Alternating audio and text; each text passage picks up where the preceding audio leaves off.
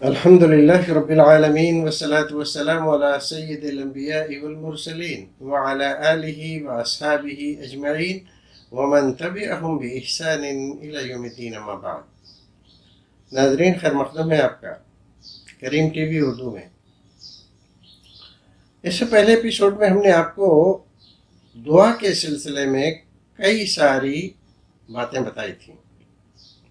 مقصد ان تمام کا یہ تھا کہ ہم دعا کرنے سے پہلے اس بات پر پوری توجہ دیں کہ وہ تمام وسائل، وہ تمام چیزیں ہم اختیار کر رہے ہیں جو دعا کو اللہ رب العزت کے دربار میں شرف قبولیت سے نوازنے کے لیے ممد و معاون ہوتے ہیں. اور جب ہم اس بات پر اچھی طرح سے مطمئن ہو جائیں کہ ہم نے جن چیزوں کو خیال رکھنا چاہیے دعا سے پہلے ان کو اپنا لیا ہے، تو آپ پورا یقین جمائیں کہ ہماری دعا انشاءاللہ اللہ رب العزت کے دربار میں قبول ہوگی اور ضرور ہوگی. تو چند باتیں آج کے ایپیسوڈ میں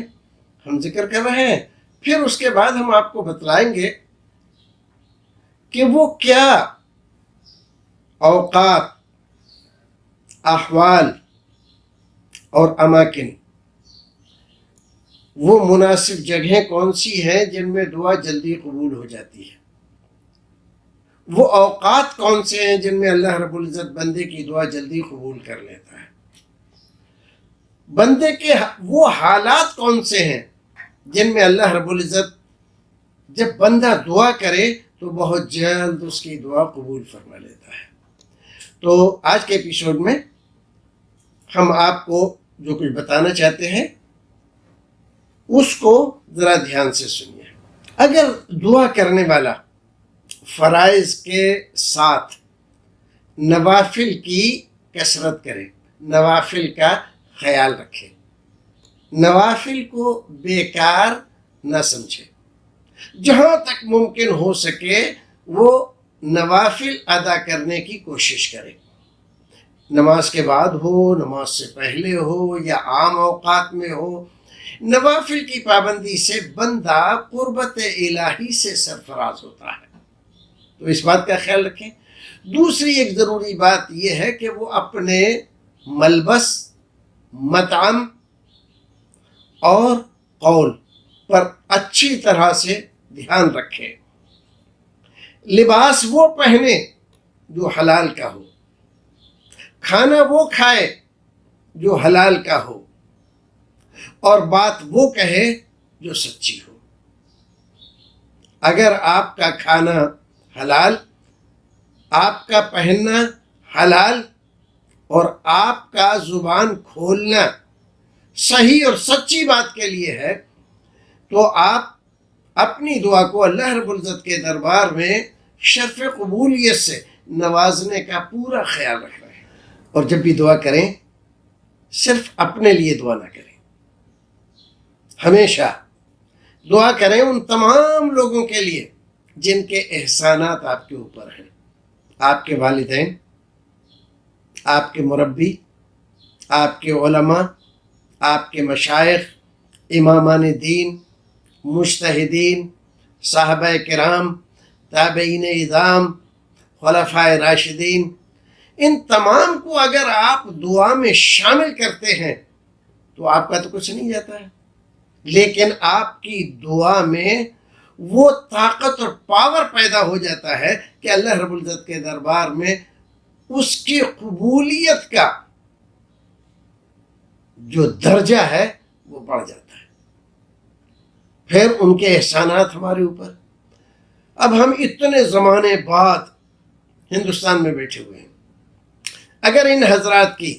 امامان دین کی، علماء کرام کی، محدثین کی، مفسرین کی، تابعین، تبع تابعین و صحابہ کرام کی، خلفائے راشدین کی محنتیں اور کوششیں نہ ہوتی تو کیا دین ہم تک پہنچ پاتا اور کیا صحیح دین ہم حاصل کر پاتے؟ نہیں. صحیح دین آج ہمارے پاس ہے، اس میں ان حضرات کی محنتوں اور کوششوں کا بڑا دخل ہے. اس لیے ان کو اپنی دعاؤں میں کبھی بھی فراموش نہ کریں، اپنے والدین کو کبھی فراموش نہ کریں۔ اسی کے ساتھ جس طرح آپ علماء کو، ائمہ کو، تابعین، تبع تابعین کو، ایسے ہی اپنے قائدین کو بھی یاد رکھیں۔ امت مسلمہ کے جو قائدین امت کو شر و فساد سے بچانے کے لیے، پریشانیوں اور مصیبتوں سے بچانے کے لیے، ان کی خیر خواہی کے لیے جو لوگ بھی کام کر رہے ہیں، ان کے لیے ہمیں پورے اخلاص کے ساتھ اللہ رب العزت سے ان کی صحت و سلامتی اور ان کے دل اور دماغ کی درستگی اور سیدھے راستے پر رہنے کی ہمیشہ دعا کریں، کہ اس کی وجہ سے آپ کو اطمینان و سکون نصیب ہوتا ہے، اور اطمینان و سکون کی حالت میں کی ہوئی دعا زیادہ اللہ رب العزت کے دربار میں قبول ہونے کی صلاحیت رکھتی ہے۔ دو باتیں اور، ایک بات یہ ہے کہ جو کچھ بھی وہ دین کی بات جانتا ہے، اچھی بات جانتا ہے، لوگوں تک پہنچائے تحقیق کرنے کے بعد، اور کسی برائی کے بارے میں اس کو علم ہے تو لوگوں کو اس سے بچنے کی تلقین کرتا رہے، صرف اپنی ذات تک محدود ہو کر نہ رہ جائے۔ یہ نہ سوچے ہمیں دوسروں سے کیا مطلب ہے، بس ہم اور ہمارا رب، ہمیں دوسروں سے کیا لینا دینا ہے۔ اپنی قبر میں ہم سوئیں گے اور محشر میں اپنے اعمال کی بنیاد پر ہمارے ساتھ معاملہ ہوگا، تو امر بالمعروف نہی عن المنکر آپ کی ذمہ داری ہے، اس کو بجا لاتے رہیے۔ اس سے جہاں دین کا فائدہ ہے وہاں سب سے بڑا فائدہ آپ کا ہے، اور اس سے بڑا فائدہ یہ ہے کہ جب ہماری اکثریت اللہ رب العزت کی فرما بردار بن کر رہتی ہے تو اللہ رب العزت کی رحمتیں ہمارے اوپر برابر مسلسل نازل ہوتی رہتی ہیں، اور جب ہماری اکثریت برائی پر متفق ہو جاتی ہے، اکثریت برائی پر آمادہ ہو جاتی ہے، جو صورتحال اس وقت ہے، تو یہ ہوتا ہے کہ اللہ رب العزت کی رحمتیں روٹ جاتی ہیں، تو ہم بہت بڑا اپنا نقصان کرتے ہیں۔ تو امر بالمعروف نہی عن المنکر کا فریضہ ضرور انجام دیں۔ آپ عالم ہیں تو اس حیثیت سے، عالم نہیں ہیں، اچھے مالدار ہیں، تاجر ہیں، تو اپنے پیسے، اپنی آمدنی کا ایک حصہ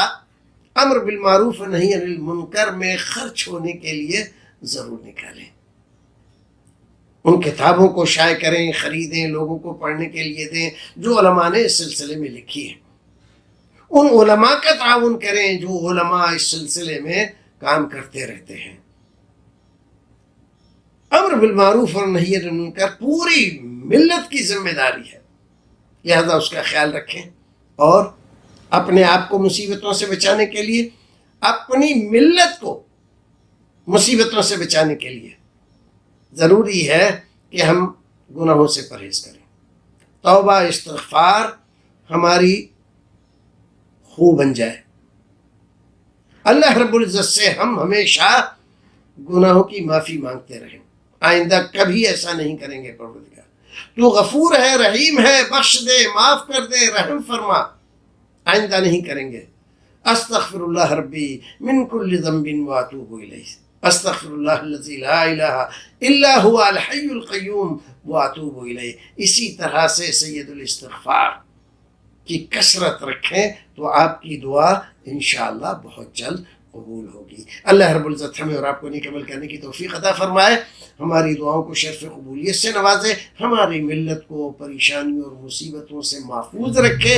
ہمارے علماء کی حفاظت فرمائے، ہمارے قائدین کی اللہ رب العزت صحیح رہنمائی فرمائے، اور پروردگار ہمیں جب تک دنیا میں رکھے ایمان و سلامتی کے ساتھ رکھے، اور دنیا سے لے جائے ایمان و سلامتی کے ساتھ لے جائے۔ دیکھتے رہیے